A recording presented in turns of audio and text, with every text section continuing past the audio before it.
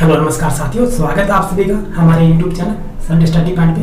आज का हमारा टॉपिक है यूजीसी नेट जेआरएफ सेट परीक्षा 2021 के लिए आपके लिए टॉप एमसीक्यू लेकर आऊँ। शिक्षण एवं शोध अभिवृद्धि संबंधित महत्वपूर्ण प्रश्न है। इससे पहले हमारे सेट 92 अपलोड हो चुके हैं। ये हमारा सेट नंबर 93 है। ये वीडियो पर नए चैनल को सब्सक्राइब कीजिए, साथ में लेकिन प्रेस कीजिए। अन्य हमारी वीडियो देखने के लिए नीचे डिस्क्रिप्शन में आपको लिंक मिल जाएगा, या फिर आप चैनल की प्ले लिस्ट में जाकर वहां से हमारी अन्य वीडियो देख सकते हैं, जहां आपको पेपर सेकंड हिंदी की भी वीडियोज मिल जाएंगी, रीजनिंग पर भी और अन्य विषयों पर भी वीडियोज मिल जाएंगी। तो चलिए साथियों चलते हैं आज के हमारे पहले प्रश्न में। शहरी क्षेत्रों में प्रदूषणकारी गैस कार्बन मोनोऑक्साइड CO का प्रमुख स्रोत है। तापीय शक्ति क्षेत्र, परिवहन क्षेत्र, औद्योगिक क्षेत्र, घरेलू क्षेत्र। इसमें सही आंसर क्या हो जाएगा? शहरी क्षेत्रों में प्रदूषणकारी गैस कार्बन मोनोऑक्साइड CO का प्रमुख है स्रोत क्या है? क्या हो जाएगा ये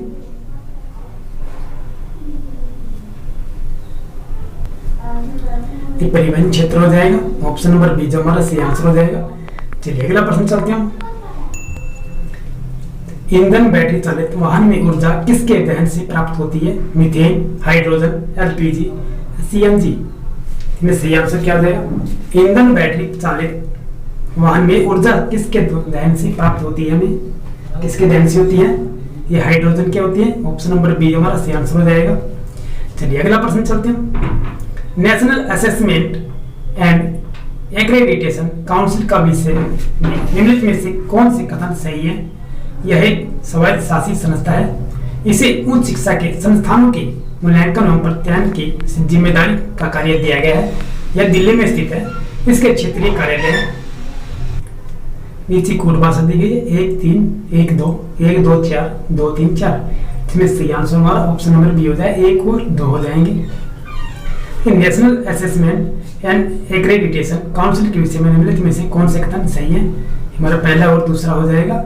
यह एक स्वायत्त शासी संस्था है। इसे उच्च शिक्षा के संस्थानों के मूल्यांकन एवं प्रत्यायन की जिम्मेदारी का कार्य दिया गया है। चलिए अगला प्रश्न चलते हैं। निम्नलिखित में से किसने 18 राज्यों के 267 निर्वाचन क्षेत्रों में CNN IBN दी हिंदू 2013 इलेक्शन ट्रैकर सर्वे किया? The centre for the study of developing society CSDS, the association for democratic reforms ADR, CNN तथा IBN, CNN IBN तथा द हिंदू। इसका राइट आंसर क्या हो जाएगा? The centre for study of developing societies. Option number A हमारा सही answer हो जाएगा। भारत का प्रथम वर्चुअल विश्वविद्यालय कहाँ आरंभ किया गया? आंध्र प्रदेश, महाराष्ट्र, उत्तर प्रदेश या तमिलनाडु? भारत का प्रथम वर्चुअल विश्वविद्यालय कहाँ आरंभ किया गया? कहाँ पर किया गया? ये महाराष्ट्र में किया गया। ऑप्शन नंबर बी हमारा सही आंसर हो जाएगा। निम्नलिखित पुस्तकों को उनके प्रकाशन के काल क्रमानुसार में व्यवस्थित कीजिए। नीचे दिए गए कोड का उपयोग कीजिएगा। Limits to Growth, Silent Spring, Our Common Future, Resourceful worth.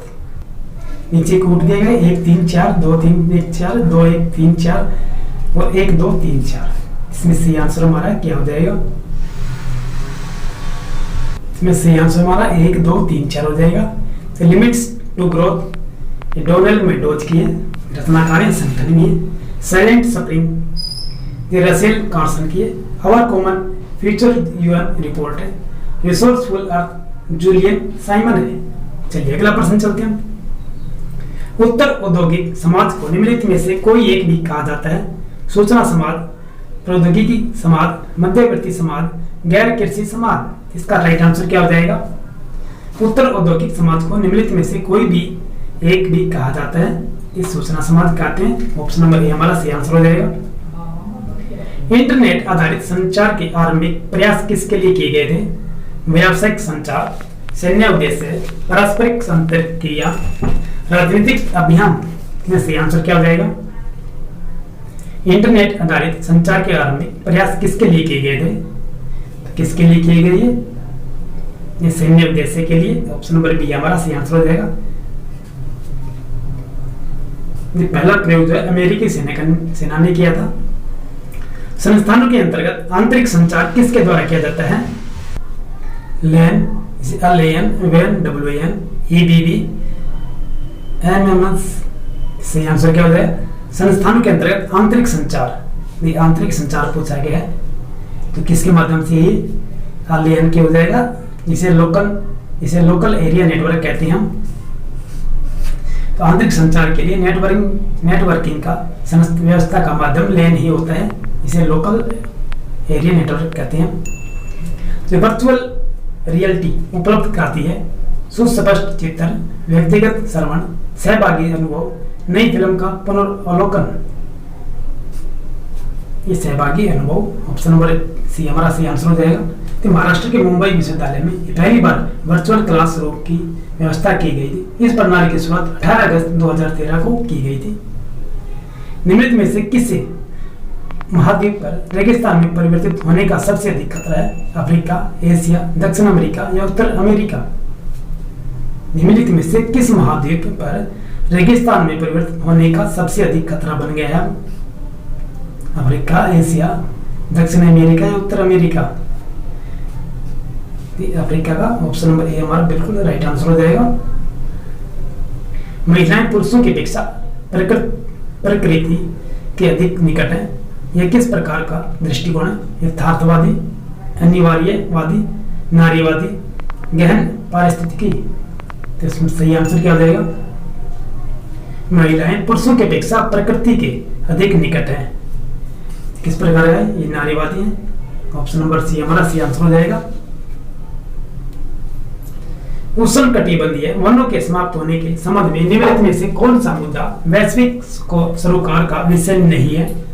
Ozone की सतह को क्षीण करने में योगदान करने वाले रसायनों को अवशोषित करने की उनकी क्षमता, धरती की ऑक्सीजन और कार्बन में संतुलन कायम रखने में उनकी भूमिका, धरती और वायु के तापमान, नमी, अंगभूत तत्व तथा परावर्तकता को समायोजित करने की उनकी क्षमता, धरती के जैव वैविध्य में उनका योगदान। में सही आंसर क्या हो जाएगा? उष्ण कटिबंधीय वनों के समाप्त होने के संबंध में पूछा गया प्रश्न है। तो इसमें सही आंसर हमारा ऑप्शन नंबर डी हो जाए, धरती के जैव विविधता में उनका योगदान हो जाएगा। ऑप्शन नंबर डी हमारा सही आंसर हो जाएगा। चलिए अगला प्रश्न चलते हैं।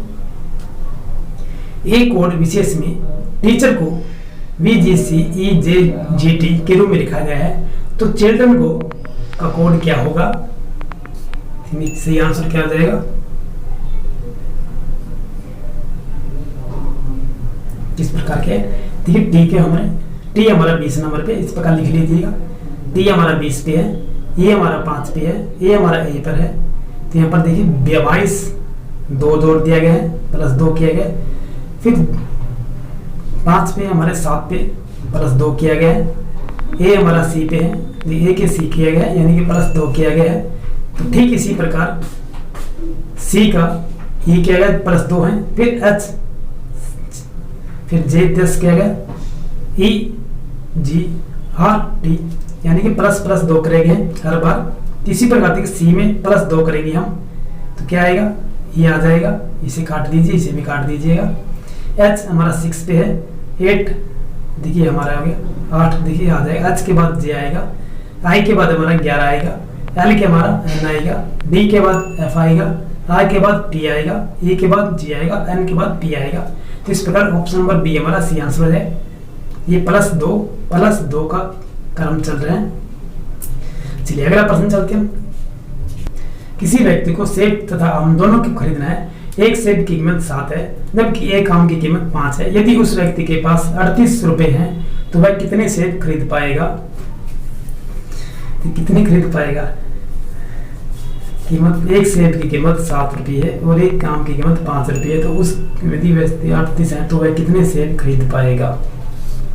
कितने खरीद पाएगा? 38 यानी कि 4 ही सेब खरीद पाएगा वो। ऑप्शन नंबर डी हमारा सी आंसर हो जाएगा। सेब देखिए, सेब की कीमत कितनी है? 7 रुपये, 7 चौक 28 हो जाएंगे और 2 आम खरीद पाएगा वो, 38 रुपये हो जाएंगे उसके पूरे। चलिए अगला प्रश्न चलते हैं। निम्नलिखित में से कौन सा एक सोशल नेटवर्क है? Amazon.com, eBay, gmail.com, Twitter? Social network पूछा गया है, कौन सा है ये? ट्विटर हो जाएगा हमारा। ये gmail.com मेल के लिए इस्तेमाल करते हैं। amazon.com खरीदारी के लिए। eBay अलग है। तो ट्विटर जो है सोशल नेटवर्क है ये। चलिए अगला प्रश्न हमारा, समष्टि सूचना पैरामीटर है जबकि संगत सैंपल सूचना को क्या कहा जाता है? यूनिवर्स, समिष्ट, अनुमान, प्रतिचयन, अभिकल्प, सांख्यिकी। में से आंसर क्या रहेगा? समष्टि सूचना पैरामीटर है जबकि संगत सैंपल सूचना को क्या कहा जाता है? ये क्या कहा जाएगा? सांख्यिकी कहा जाएगा। शनि और मंगल दोनों पृथ्वी की तरह ही एक ग्रह हैं। वे सूर्य से प्रकाश ग्रहण करते हैं और पृथ्वी की तरह ही सूर्य के चारों तरफ घूमते हैं, इसलिए उन ग्रहों पर विविध प्रकार के जीव रहते हैं जैसे कि पृथ्वी पर रहते हैं। तो गंदा में से निम्न में किस प्रकार का तर्क निहित है? निगमनात्मक, फलित, ज्योतिषी संबंधी, सदृश्य मूलक या गणितीय। लीजिए किस प्रकार का प्रश्न दे दिया इन्होंने। ये निगमनात्मक तर्क हो जाएगा हमारा। ये तीन शनि और मंगल पर किसी प्रकार के जीव नहीं रहते हैं, ये निगमनात्मक तर्क होगा। तो चलिए साथियों, आज की जो हमारी वीडियो ये समाप्त करते हैं। तो वीडियो हमारी कैसे लगी आपको हमें कमेंट बॉक्स में बताइएगा। वीडियो को लाइक कर दीजिए और चैनल को सब्सक्राइब कर लीजिएगा। फिर मिलते हैं नेक्स्ट वीडियो में, तब तक के लिए जय हिंद।